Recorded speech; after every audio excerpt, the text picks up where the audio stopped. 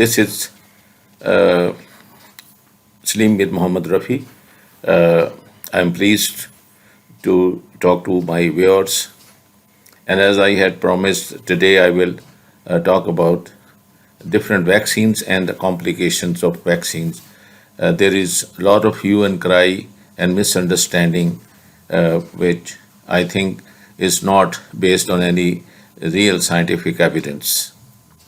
As far as vaccines are concerned, there are five different types of vaccines, and those vaccines which use DNA,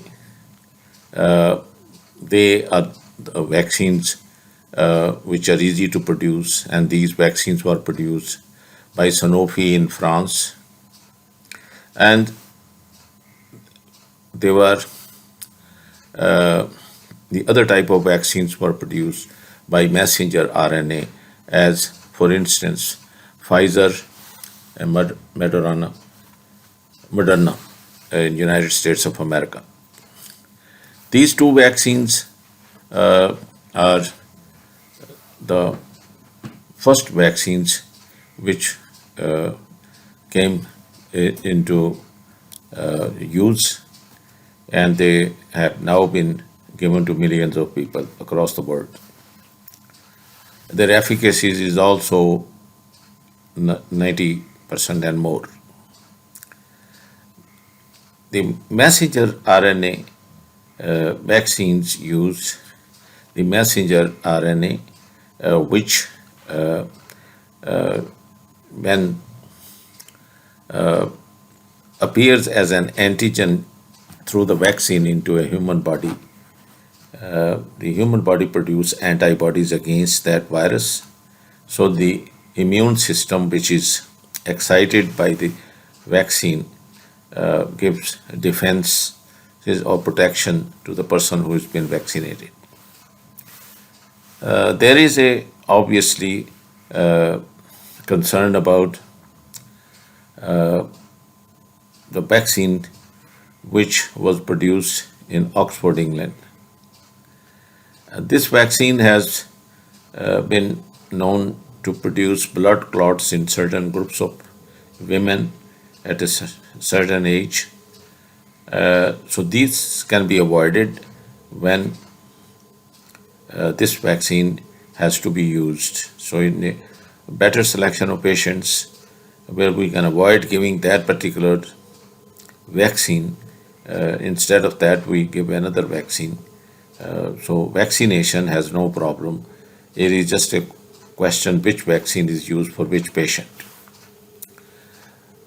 The vaccine in which live a virus which is attenuated or is weakened so that it cannot produce disease are the very good vaccines, because they excite the immune response much better than where a dead virus is used. A dead virus was used by Chinese, and Sinopharm is one where the virus was killed by chemical. It can also be killed by heat. That vaccine is also safe, although its efficacy is less than the Pfizer vaccine. I want to more emphasize on the complications. Now there are other countries which are producing vaccine also.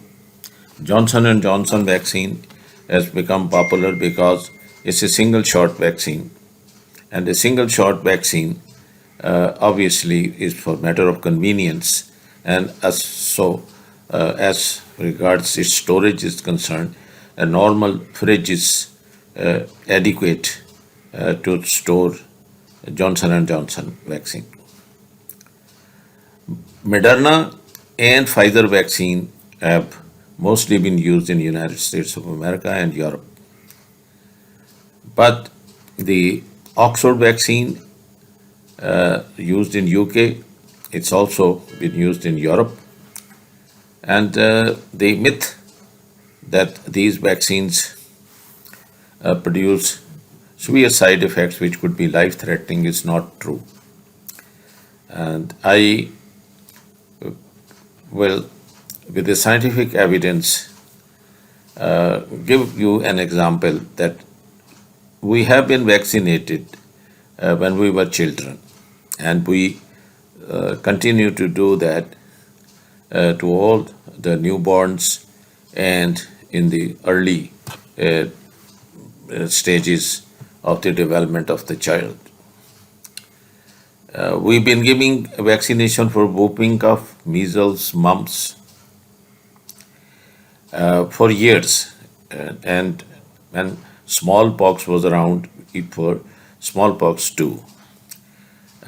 These were protective, and we are still using these vaccines. We're using polio vaccine, and lately we've been using vaccine for hepatitis B. We've been using vaccine for typhoid. We're using for years we've been using vaccine for tetanus. We've been also using vaccines for meningitis and malaria. So there's nothing wrong in getting vaccinated and having this protection. As for side effects, the side effects can vary from a red spot at the site where injection has been given to irritation, mild fever, which will last between 24 to 36 hours and does not require any treatment. There could be muscle pains, there could be joint pains, and even the whole body aches for a day or two. But these are mild side effects, and none of them is a life threatening. And for blood clot, I have also told you in the beginning that if we avoid it giving to those patients, we can avoid that as well. There has been some conspiracy theories, or people who with the Nobel Prize have been accused of spreading false information that people who are vaccinated will die 2 years after they have been vaccinated, or within 2 years.